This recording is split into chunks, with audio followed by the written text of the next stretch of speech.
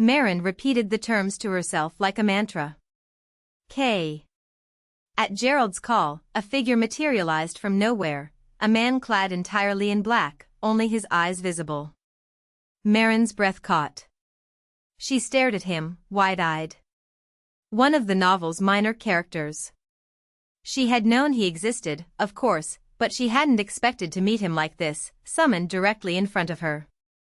Assign L's shadow to the temporary. Yes. K's answer was barely audible. He turned toward Marin. She knew what he was, the Duke's shadow, sworn to protect him at all times. The Duke was powerful enough that he seemed to need no protection, yet it was said that the shadows of House Vines had guarded the direct bloodline for generations. My name is K. His voice was low, precise. From this moment, if you call for L's shadow will appear at any time. Understood. Marin bowed politely. When she raised her head, K was gone. She blinked and looked around in confusion. While she continued to turn her head from side to side, the Duke spoke, dry, faintly impatient, "Stop fidgeting. Is there anything else you wish to say?" Marin narrowed her eyes and regarded him with suspicion.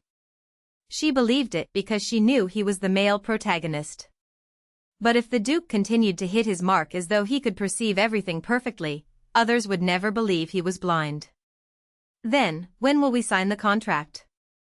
Decisive. The corners of his lips lifted with obvious satisfaction. If you're going to do something, do it properly. We'll prepare for tomorrow. He paused. Temporary, no. Bride. Marin flushed crimson. She stared at the Duke with wide, startled eyes. The word felt foreign. Awkward. Strange on her ears. Even knowing this was merely a job, she felt heat rise to her face. As a ruined noblewoman who had never made her debut in society, Marin had long believed that marriage and engagement were not written in her future. And yet, even if this was only a hired arrangement, she now carried the title of bride. Her heart gave a strange, aching flutter. Flustered, she answered belatedly, yes. From the moment you sign the contract, you will need to pretend to be in love. His tone was matter of fact. A warning, not a request. Yes. I'll do my best. I'm counting on you. Marin's eyes widened. She had assumed this was simply punishment for deceiving the Duke.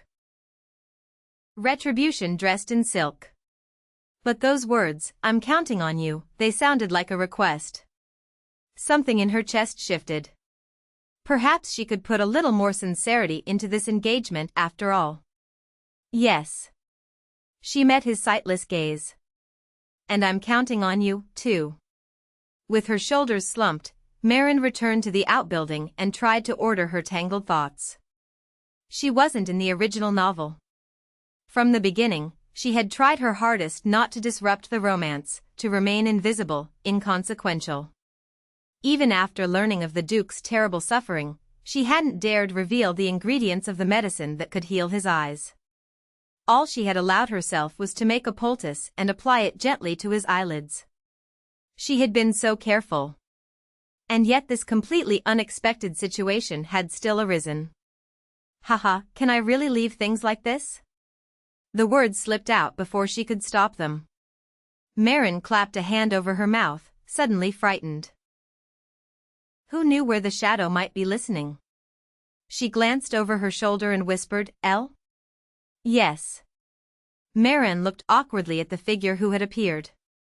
L was slightly more slender than K, also dressed entirely in black, except for a pair of dark blue eyes that gleamed faintly in the dim light. Will you always follow me now? Yes. From this moment, I am Miss Marin's shadow. The voice was soft, unhurried, slightly higher and clearer than K's. A woman's voice? No one speaks formally to their own shadow. Please address me casually. All right, L. Marin hesitated. If I go to wash up. Please don't worry. I will handle everything as it should be. Marin didn't dare ask further. Instead, she loaded as much meaning as possible into her next words. Be sure to do everything properly. Yes. Elle inclined her head and vanished. No matter how hard Marin looked, she couldn't tell where the shadow had gone. Shrugging her shoulders, she entered the outbuilding. When she reached Rowena's door, Marin paused and sighed heavily. Another lie to tell. She knocked. Yes? Rowena's voice answered immediately. Marin opened the door and stepped inside, her smile bright and practiced. Mama, I'm back. You're early today. Rowena greeted her with a gentle, warm expression. Marin stood for a moment, studying her mother's face. The features that had grown gaunt with illness had regained some color. She looked more like her former self again. Since they had moved to the Duke's castle, they had been eating properly. Yulia administered medicine on schedule. The improvement was undeniable. Looking at her mother now, Marin felt certain she had made the right choice. She took a breath. Mama. I'm getting engaged to His Grace. Marin. Rowena, sitting on the bed, pressed both hands to her mouth in horror. Mama, are you all right? Marin rushed to her side. What are you saying? Rowena's voice trembled. An engagement with His Grace? Her green eyes, the same shade as Marin's own, flickered with shock. Marin sat beside her and clasped her mother's cold hands tightly. Were you very surprised? Rowena nodded slowly, her eyes still wide. Oh my God. Oh my God. Oh my God. She seemed incapable of uttering anything else. I didn't expect it to turn out this way either. Marin looked her mother in the eyes and shared her feelings, honestly, as far as honesty would allow. Does he know about our situation? Rowena asked, her voice small and fearful. Marin reached for the glass of water on the nightstand and pressed it into her mother's hands. Mama, drink first. Oh, okay. Marin watched as Rowena took small, trembling sips, trying to calm herself. She drew a deep breath and braced herself. Mama, first of all, yes, His Grace knows our true identity. It seems he's known for quite some time. The glass trembled in Rowena's hands. Fear filled her green eyes. And yet, even knowing, he simply watched me. Marin kept her voice steady. I lied, yes. But am I someone with malicious intent? That much was true. In both her lives, past and present, no one had ever called her a bad person. Of course not. Rowena's voice softened immediately. You couldn't find a kinder child. As though nothing else mattered, she agreed without hesitation. Marin waited until her mother had calmed a little more, then continued, I read reports to him well. I worked diligently as His Grace's assistant. Also true. She could say it with confidence. Of course, of course.